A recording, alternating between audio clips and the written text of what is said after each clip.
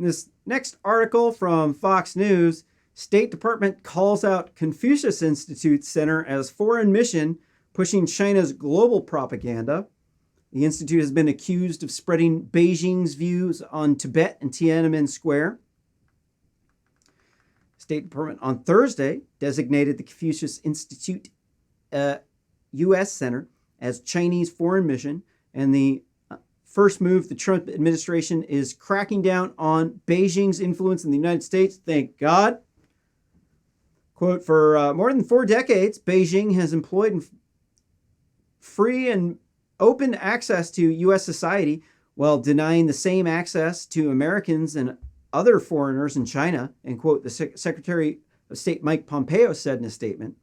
Quote, furthermore, the PRC, or People's Republic of China, the one that has the National Socialist hierarchy, has taken advantage of Americans' openness to undertake large-scale, well-funded propaganda efforts and influence operations in the country. Statement described the CIUS, which is funded by the Chinese government, as a, quote, entity advancing Beijing's global propaganda and malign influence on U.S. campuses and K through 12 classrooms. One of that is part of its Nazi Party apparatus, because communists don't really actually do that stuff. Communism, it can only really happen in a theoretical world. And once even the structure that these people are bringing Chinese people over here is inherently National Socialist, because the people they're sending over are the foreign exchange students from, sometimes they're high school students, but in universities. These students are the children of the Chinese Nazi Party. They're sending them to the United States in order to extract our intellectual property, to brainwash us into engaging into cultural Marxism, and to change our views on Beijing and make our views anti-racist and pro-socialist. This Confucius Institute has been operating with impunity around United States campuses. They've been giving grants to these universities, and the universities have been ramping up their anti-racist propaganda and their pro-socialist propaganda in coordination with the Confucius Institute. And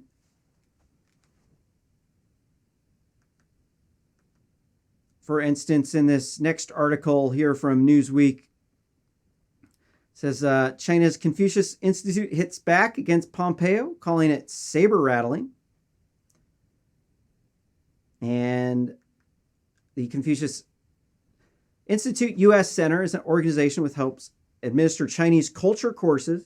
Said it's a victim of international saber rattling after the State Department designated foreign mission of the Chinese government. And so I'm not going to give them too much lip service here. So what did this guy say?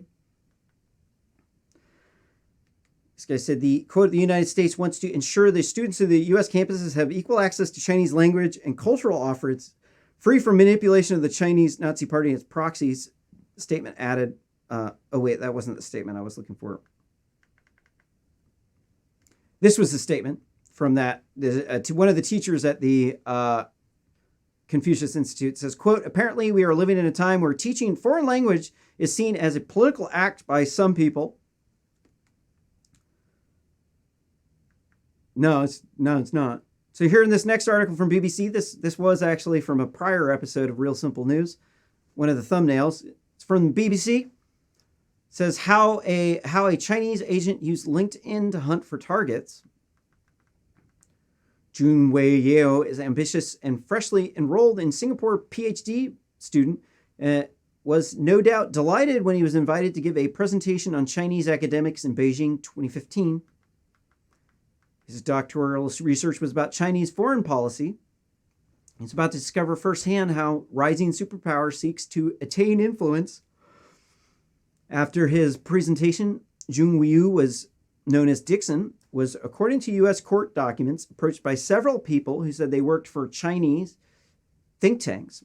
They said they wanted to pay him to provide political reports and information. And, quote, they would later specify exactly what they wanted, quote unquote, scuttlebutt rumors and insider knowledge.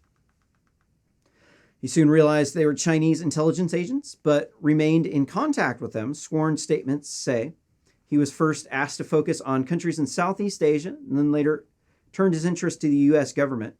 That was how Dickinson Yeo set off a path of becoming a Chinese agent, one who would end up using his professional networking website, using the professional networking website LinkedIn as a fake consulting company and cover curious academics to lure in American targets. So, blah, blah, blah. Long story short, he was extracting information from government contractors by paying them to write articles, and then they would extract spy information from there. So they are also doing the same thing on Wikipedia. So when China sends their students over here, they are children of the Chinese Nazi Party. They are 100% sold on National Socialism. They think that capitalism is evil. They won't let them come over here if they do not think that capitalism is evil. So they have been tampering with Wikipedia, because when the grad students come here, they edit Wikipedia. When they edit Wikipedia, they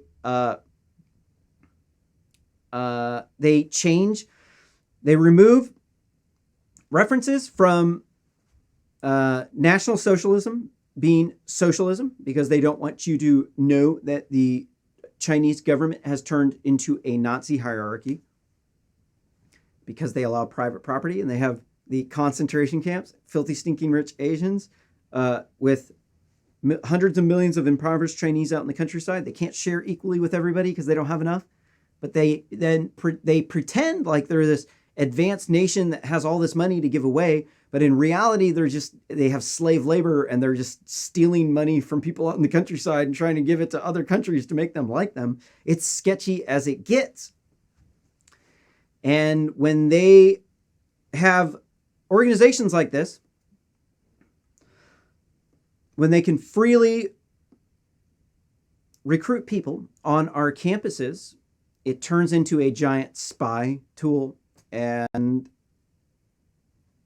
they turn from, so when they send the people, the Chinese Nazi Party spies over as grad students, they don't start out immediately as spies. They start out as young people who aren't familiar with everything, but then they are approached by people who then turn them into spies, and they have to do certain things to avoid having their communications intercepted, for instance, with international calls.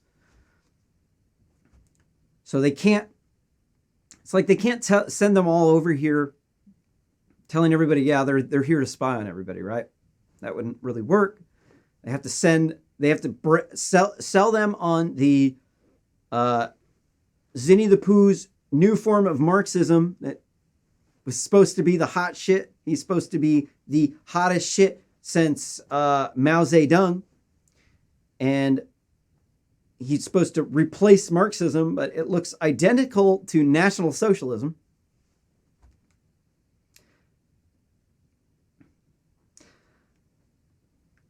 So, I am making WikiSpy a tool to monitor Wikipedia for tampering by hostile agents and political bias. And if you donate to this show, it will fund advanced artificial intelligence technology through basically AI flashcard generation. And you will be able to get instant reports on the reverse analyzed psychological profile of Wikipedia authors. We can show you what articles they've contributed to and the probability chance that they are working for the Chinese government or any other government, or whether or not they just radicalized through a university. And if you do actually know anything about AI, definitely need help. It's open source. So you can donate to this show at realsimplenews.net/issue77, where you can also find links to this show